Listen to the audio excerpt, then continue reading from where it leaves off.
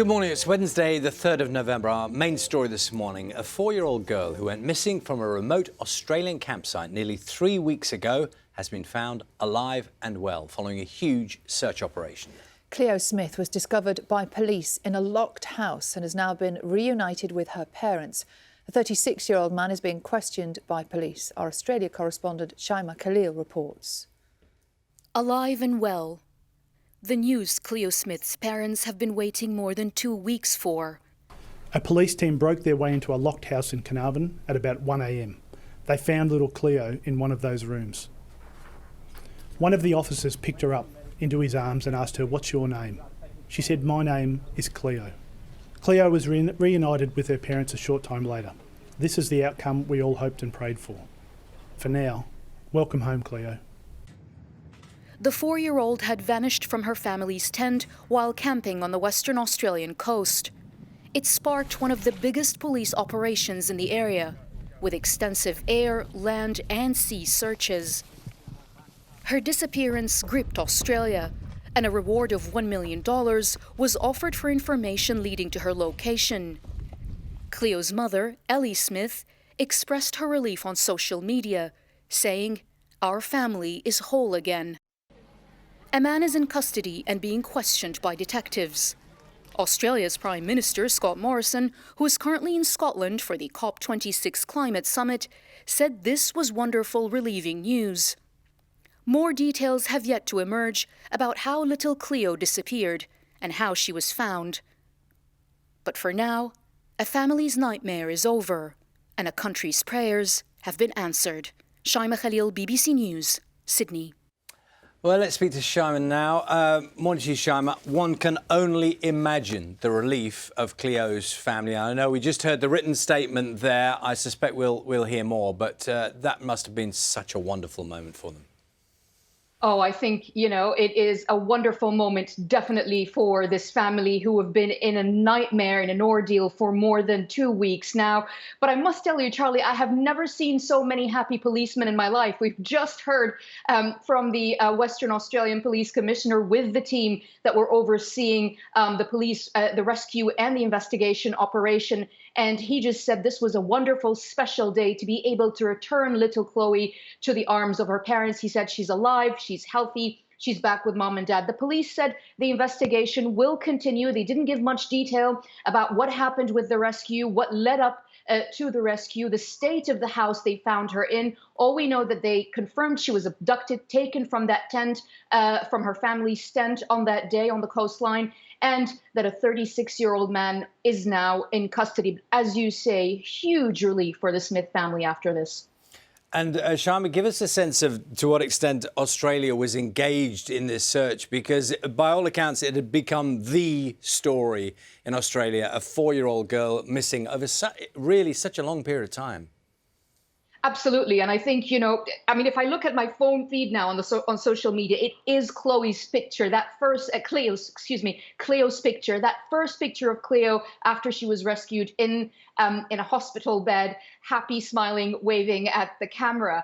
And really, it has captured Australia's heart from the moment she was announced missing till the moment that she was announced that she was alive and well and rescued. We did hear from one of the officers who found her, who smashed into that house. And he said in the beginning, it was shock and then elation. He said, I wanted to make sure that it was her. I asked her 3 times what her name was. And in the 3rd time, she said, my name is Cleo. And they said they turned around, walked out of the house, called the parents and said, someone here wants to speak to you. And it was Cleo. And then he described the moment they were reunited in the hospital. He said the first words were, "Mummy."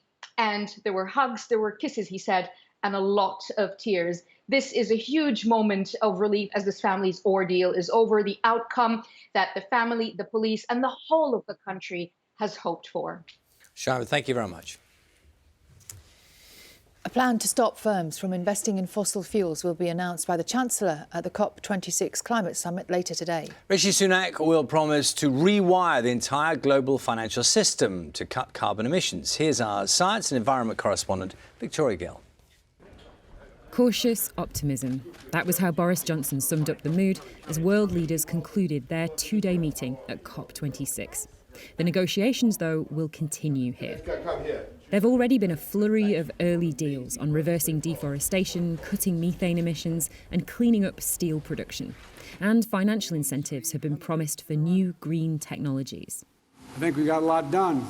Despite the optimism, President Joe Biden criticised the leaders of both China and Russia for not turning up.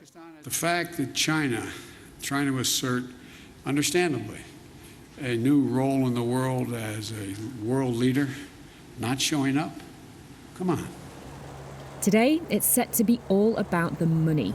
The Chancellor, Rishi Sunak, is expected to give details on how the UK's financial institutions can help meet our climate goals. Trillions of private sector capital is to be committed to decarbonisation, and there'll be new requirements for financial institutions to publish their own net zero plans. Meanwhile, amid the talk of trillions, developing countries at COP26 are still waiting for the delivery of a much more modest and crucial financial promise. More than a decade ago, developed nations committed to providing the equivalent of $100 billion every year to fund the poorest, most vulnerable countries' transition to cleaner energies and to enable them to protect themselves against the impacts of climate change. That money was promised by 2020 and the promise was broken. The $100 billion target will not be met this year. For countries suffering the most, in what's being called the decisive decade for climate action, there's very little room to miss these deadlines. Victoria Gill, BBC News, Glasgow. Well, our chief political correspondent, Adam Fleming, is in Glasgow for us this morning. Morning, Adam. Great to see you there. Now, we know that the Chancellor's due there today, but some world leaders are due to leave, so it's a bit like musical chairs. How much has been achieved in the last couple of days? Well, a lot of big, amazing-sounding headlines have been achieved, but like with all headlines, it's a good idea to read what's underneath them. So you look at all the finance stuff today and you get this number of $120 trillion. Do you remember when we thought $1 billion was big, that could be invested in climate change in the next 30 years that's going to be announced today? But then you look at the small print and you ask yourself, OK, will companies still be allowed to invest in coal and oil and gas for quite a few of those decades? And then you speak to the developing countries who are already feeling the effects of climate change and they say, we don't want new loans or necessarily lots of new money. What about the old debts that we've got that we can't pay now? And it's the same with some of the announcements we got yesterday. And there were a lot of announcements yesterday. This big pledge on reducing methane, that other greenhouse gas that we talk a bit less about than carbon dioxide. Lots of the countries that produce lots of the methane haven't signed up to that pledge. And the stuff about forestry that we were talking about yesterday morning, well, lots of those commitments are voluntary. And I think that is why Boris Johnson yesterday continued to strike a quite cautious tone. He made a very good point that actually you do feel here that everyone coming together, making lots of pledges, it carries a lot of momentum. Everyone's being very diplomatic and very enthusiastic. But actually when everyone leaves here, does everyone stick to their word? So, and there's still also a lot of negotiations still to go here. This conference doesn't finish until next Friday, even though all the big names have got on their, well, some of them have got on their private jets. Adam, fascinating. Thank you very much indeed. That's Adam Fleming live in Glasgow for us. Leading scientist advising the government on its response to the coronavirus pandemic has stepped down from his role. In a statement, Sir Jeremy Farrar said he resigned from SAGE at the end of last month to focus on his work as the director of a medical charity, but he also warned the COVID rates in the UK were concerning, saying the situation was a long way from over. A new recruitment campaign to fill more than 100,000 vacancies in the social care sector has been launched in England. It comes as providers warn of an increasing staffing crisis fuelled by compulsory COVID vaccinations for workers and rising wages in other areas of the economy. We need an enormous investment. The monies that have been released thus far are just the tip of the iceberg. We need to really get to grips with the underfunding of social care. And we need to do that straight away because we can recruit people, but we're going to have to keep them. And to keep them, we're going to have to be able to pay them and compete with other industry. Scientists in the United States have given the go-ahead for children aged between 5 and 11 to receive a Pfizer coronavirus vaccine.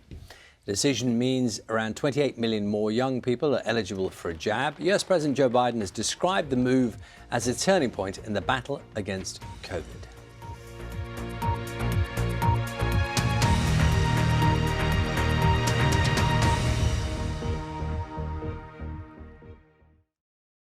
See the headlines as they happen and watch BBC News live in the app and get the full story with bbc.co.uk/news.